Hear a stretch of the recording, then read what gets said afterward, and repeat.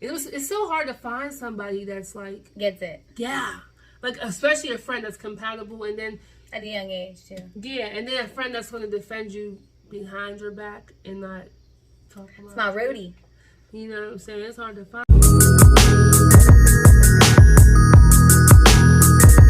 All right, y'all, we're back for part 2. So we're gonna hurry up because it's gonna die soon.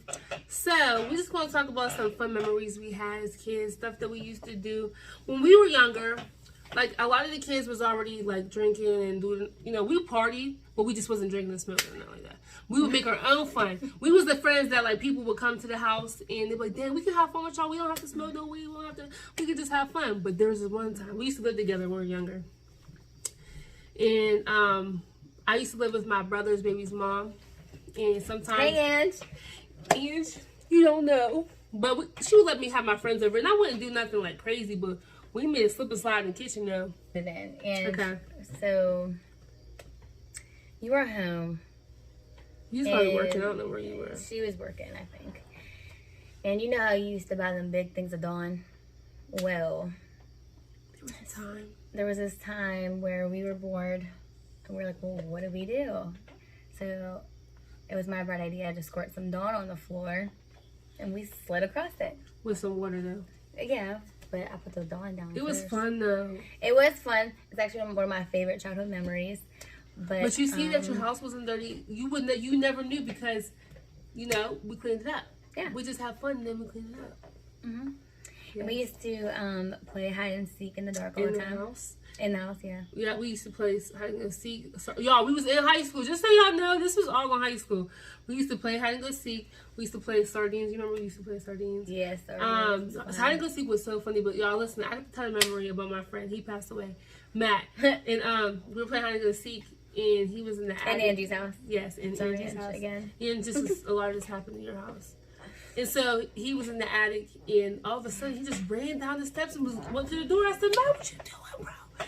He's like, "You got ghosted here, and I'm leaving." He had his drawstring book back on. He's like, "I'm really out." left. And he was trying to be quiet because he didn't want nobody else to be scared. And I said, "Matt, hold on." He said, "There's ghosts in your attic. They told me to get out, so I'm leaving." He did. He didn't stay the rest of the day. But like we used to have a lot of fun. But we didn't have. We had snowball fights. We would all. But y'all, the snow used to be. Remember when it was like up to your legs? It was like that one year when it snowed so bad, like the snow was. Were like, we in what, 9th grade then? Or yeah, 9th it or was like 10th? 9th grade. Yeah, I think it was 9th grade. Because 10th It was grade, one of remember them. we went back to Jeanette. Yeah. It was 9th grade. Yeah, it was fun. But y'all, you know we used to sleep outside when we was younger. But look, we was doing too much. It's not because we didn't have nowhere to go, but sometimes the houses be packed. Like my dad's house, wasn't there a lot of people? It was packed and it But was it's too so hot. hot. First of all, my dad didn't believe in no air conditioning, and every time I was turning on, he would turn it right back off. It would be yeah, like it'd be so one fan. Like all these people. Not to mention the house was already hot, but oh my gosh, bomb fried chicken, the best fried chicken ever. But he'd have the fryer on, have the whole kitchen hot, and then wouldn't turn no.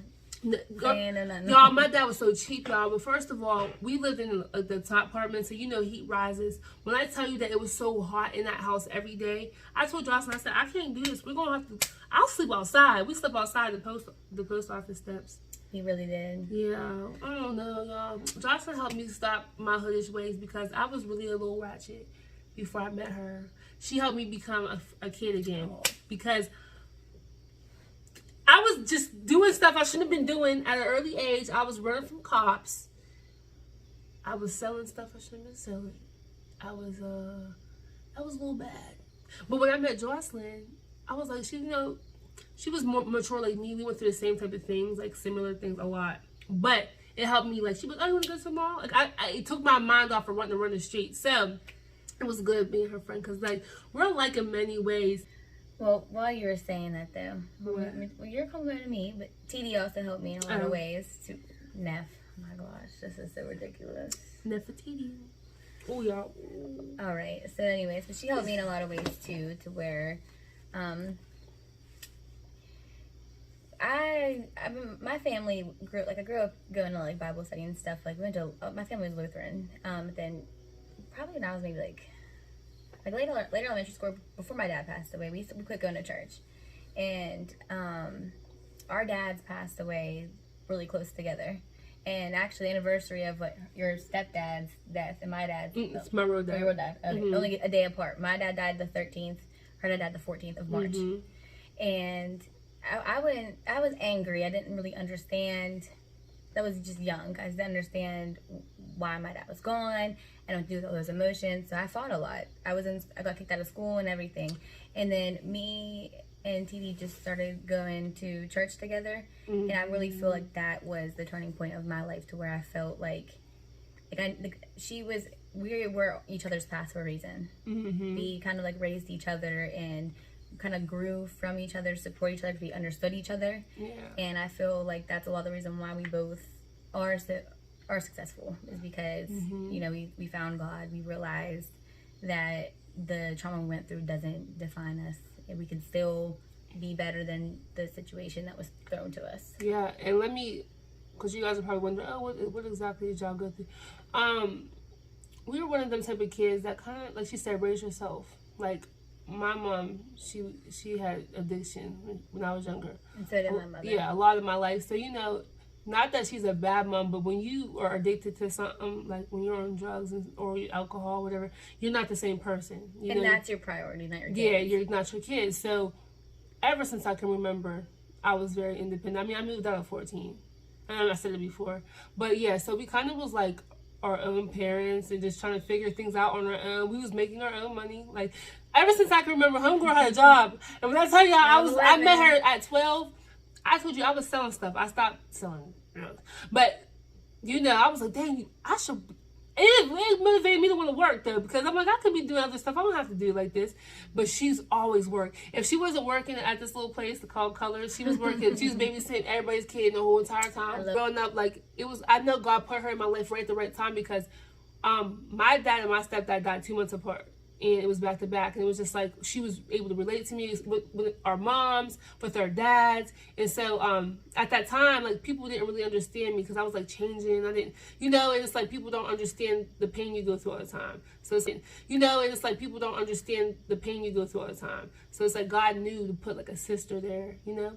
And so her family accepts me just like her grandma calls me her grandchild, but like it was tough. Like, I mean, I would really have to have a video to really go and emphasize like the childhood we had, but really, pretty much we're just very independent children on our own, for real. Like, I know a lot of y'all still have your parents, and your parents will do this and that for you. We were not them kids. We were not the kids that have anything handed to us. We had to literally and we didn't take advantage of it either. Like, you would think that we didn't have a curfew. There was no one telling us we had to be in by a certain time, where we had to be, if we had to go to school or not. There was really, we could have done what we wanted, when we wanted, and how we wanted to do it. And that's why I feel God put us on each other's paths, because somehow we still went to school.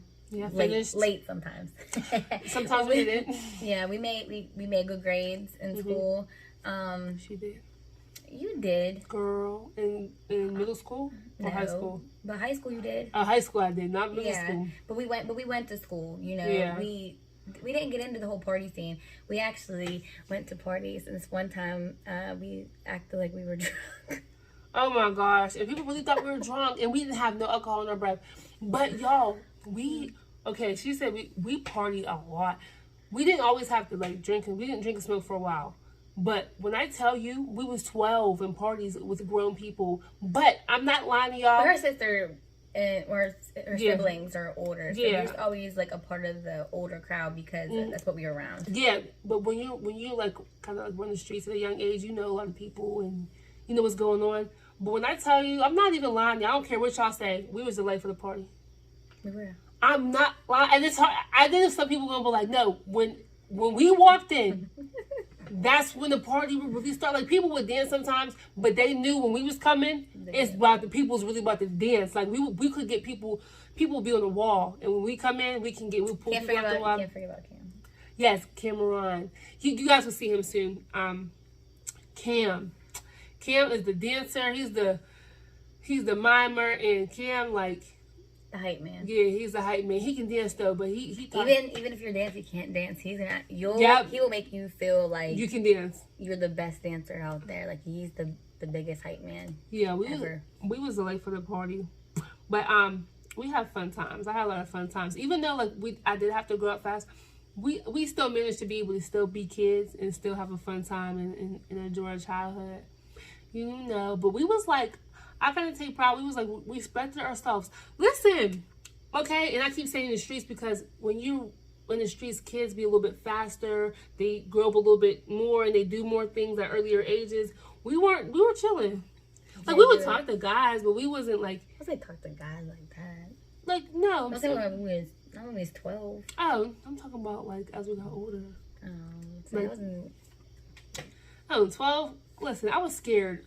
I was scared to hold a hand. I know. Right, I was like, our generation was us growing up, and nowadays, look at these young ages, so kids different. are doing so much. As to like, when we were like 13, 14, like holding hands at the movie theater was like the biggest deal. Yeah, like hugging them. Oh my gosh, I hugged him. Like nowadays, oh my gosh, y'all be looking like us in middle school. Y'all, first of all, in middle school, I was hit. I'm gonna keep it real. I'll put some pictures up. You guys are all fake because you guys all let me wear that little ugly low ponytail with my little curlies hanging out. No one told me to put nothing down. It was in then. I'm gonna try to find some pictures from middle school. I was hit, but nowadays y'all be looking fleek. Y'all's makeup be on fleek, eyebrows, hair be done, and you be in like 7th grade. I'm like, yo, y'all are way more like when we was younger. I don't know. I wouldn't say we were more innocent than y'all. But at the same time, I know the type of world y'all are growing up in, the society you're growing up in. But when we was younger, listen, we was innocent for a while. Because yeah. Well, and also, we emphasize too on is you girls don't need makeup to be pretty. No. You don't. Like, and I feel, my dad don't even wear makeup at all. He would, my grandma too, they thought I would say, like, wipe that off your face. What is that? And back then, I felt ugly because all the other girls were wearing makeup all the time. But now that I'm an adult, like, I don't feel like I need to put on a full face to go to the store. Like today, I went and walked around the park with, my family, and we came home. Me and Tima got some ice cream. Like, I didn't do anything to myself, and I feel like I don't need to put all this makeup on, But it took years of that to feel this way. So these young girls put so much makeup on so young that they feel like they need it to be pretty. You don't need makeup to be pretty. No, you don't. Because truly, beauty comes from within. It's expensive. It is. Look, I mean, like, yeah, it's nothing wrong with wanting to look good for yourself. But like she was saying, you don't have to depend on that. Feel confident within yourself, but also understand that beauty is not just looks. It's who you are on the inside, because you can be the finest thing and still have a dark inside. You're confident in your natural too. Yeah, because I used to not be confident. It does rain outside. I used to not be confident with my hair. I ain't gonna. It rains outside. That makeup washes off. You gotta get a shower. Your makeup washes off. Yeah. Someone's gonna see your real face eventually, and this is gonna be the point where they're so used to your makeup face that your natural face is gonna. They're gonna think like, what's wrong with her? You always know on prom day when the girls come to put her makeup on, they'd be like, "Oh, she looks sick. Are you sick? Are you feel okay?" Yeah. Or if you wear makeup too much and you don't wear makeup one day, people think you're sick. Yeah. Like, I used to wear makeup a lot when I worked at the bank, and when I wore makeup, they were like, "Is something wrong?" I was like, "No, I don't have makeup." I do wear it sometimes. I do feel good sometimes when I do wear it, but it isn't something that I feel like. I'm not saying that in like a cocky way at all. I'm just saying it isn't nothing that I feel like I need. Like, I feel comfortable going to the store without it. Even with weave, no, she don't have to. I can relate. She got it. But look, I would wear weave so much where I wouldn't wear my natural hair out for real. Stop it. Tell her stop. I like my bush. But look, it took a while for me to be confident. Like, actually, my ex-boyfriend, he's really with me. He used to be like, just wear your hair out, man. Where he would always tell me, you're beautiful, you're beautiful, you're beautiful, wear your hair out. So then I would like do that more often. And so before, I wouldn't feel beautiful without weave. Now I feel, shoot, I can go to the store with 2 puff balls and I feel like the most beautiful woman, because that's how I feel on the inside about my own self. So it's like, we can have these things to modify ourselves to look more beautiful. There's nothing wrong with it, but we shouldn't depend on it, because we need to be more confident in our own selves and not depend on other people's validation for who we are. Yes, guys. I hope you make sure y'all follow my friend. You didn't see my goofy side, but you'll see that soon. Yeah, y'all, because I really would like to have a time where we cut up, because we be cutting up. Maybe y'all might get a skit or something from us. But hey, y'all, make sure y'all follow me on all social media. I love y'all. Keep your head up. God bless y'all. Hey, do something that's going to make your future a good future, okay? Thank you. Treat people good and right. Do what you're supposed to. Listen to your parents. Now go to bed.